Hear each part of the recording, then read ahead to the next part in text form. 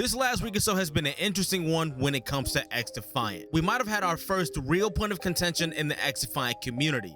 This is bullshit. The good news is, executive producer over at Ubisoft Mark Rubin is super transparent with the community and so far has always considered community feedback for the most part. If this is your first time here, welcome, and if you're returning, welcome back. Feel free to let up the comment section as you go along.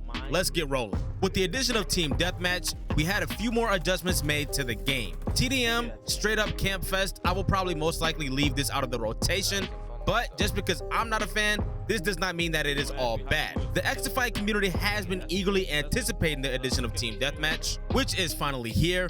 Players have been voicing their opinions on Reddit, especially since the game at times is dominated by snipers. Has been super frustrated for a lot of players.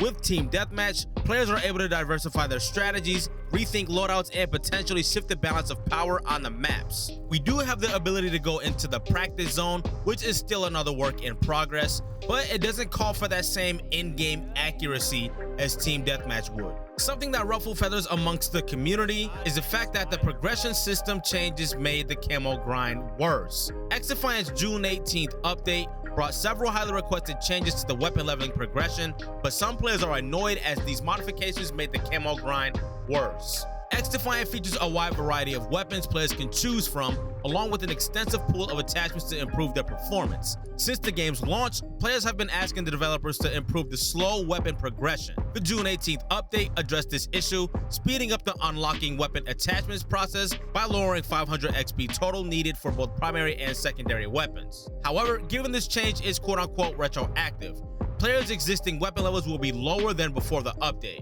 This caused some to complain about the overall change regarding weapon progression, especially those who love grinding for mastery camos, as the requirement was also raised. Keep in mind, XDefiant's guns have over 150 levels to go through. So after spending a little time on XDefiant over the weekend, this system did seem to be just a little bit extreme. I think the weapon progression should have stayed exactly how it was when the game launched. But if developers wanted to make changes to the weapon mastery system, I think it would have been a better idea for developers to add new mastery camo challenges with the addition of the new mastery camos that are coming our way, by the way. Let's take a peek at these here. So we have 3 new mastery camos on the way. We have Titanium Violent for level 300, Titanium Azure for level 350, and Titanium Prisma for level 400. This might now be a little bit of a botched opportunity in my opinion. Any kind of adjustments in this sense could have waited. It would also be dope to add some sort of reactive camo that required higher levels. Another solution could have been you unlock the weapon mastery camo per weapon class. So if you get gold for one AR, maybe you can have gold for all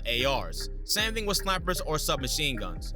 Really think about how long it will actually take you to try and camo grind for multiple weapons. Like most of the community, I was not a fan of that progression system. In an X post, XDefiant's executive producer Mark Rubin shared that this change is set to make the whole system more engaging, balancing the changes for faster leveling, allowing players easier access to attachments while granting completionist players a challenge to get mastery camos. Below the post, a player expressed 100 levels was insane, so I don't think raising the level for mastery camo would be fun for anyone. At that rate, many people won't have mastery. Others also felt like their time was wasted. Feels disappointing as someone who's been grinding all the guns non-stop since launch. Almost all the primary weapons are done, and now I have to go back and re-level them, a player shared. While speeding up the process of leveling up weapons was mostly well received, the mastery camo and readjusted weapon level changes clouded the tweak. As one player pointed out, increasing the rate at which you can obtain attachments is good, but no one asked for increased mastery camo grind. Mark Rubin mentioned they will continue to evaluate these changes, considering players' feedback, whether it's positive or negative. Even though weapon progression is now faster, the increased requirements for weapon camos and updated weapon levels haven't satisfied the players. So again, W Mark Rubin, I respect this man so much. He means what he says and stands on what he says. And once again, with transparency, saying we pushed through an emergency patch over the weekend. Thank you for everyone who worked on that on the team. And the changes provided updated progression. Primary weapon XP is now level 1500 down from 3000, and secondary weapon XP to level 500 down from 1000. Missing kill confirmation sound is back, and fixed getting stuck if you died while spamming melee.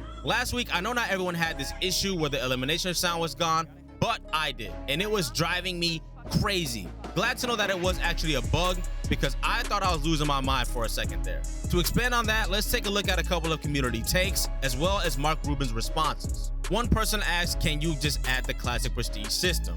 Mark Rubin replied, "Working on it." Another user tweeted, "We knew we are getting this, which is fire. Thank you. Will we ever be able to voice chat the enemy team?" Mark Rubin responded, "Very likely, just not sure when at the moment, but it's on the list." So there has been a good deal of talk about the classic prestige system in XDefiant. This system originated in Call of Duty. Once players reach the max level, they can enter prestige mode. By doing so, they reset their progress in exchange for exclusive rewards and recognition. Also, I didn't even realize that we weren't able to talk to the enemy team at this point. Probably because I'm usually in a Discord call with the squad, and I think I'm just over talking to enemies in game chat. They all have the same insults and comebacks. We've all heard it all. Could be a reason why this wasn't a priority for developers, but I guess it's cool that it is in the works. I personally don't care about this because of what I just said a second ago, but what do you think about being able to talk to the enemy team before, in between rounds if necessary, and after the match? Before we duck out of here though, let's talk about my guys over at Waves Customs. Use Waves for gaming, of course. You'll be blown away by the shit you can hear in game with these in-ear monitors. You can also use them for other things like the gym or maybe playing and recording music. Not only does Waves kill it as far as audio, they also kill it as far as aesthetics. You can get these fitted for your ears only just by 3D scanning your ears with your smartphone, both iPhone and Android. You can get these in almost any color, and you can also get almost any logo printed on them. Check these guys out. It'll be the first link down in the description, and use code NERV7 for 10% off any purchase at checkout. So what's your take on everything we touched base on today? And what are your expectations and anticipations for the future of XDefiant? If you dug the content, I'll drop 2 more videos for you right here. And consider subscribing as we chase down our first 1K subs here on the channel. All y'all take care, and I'm out.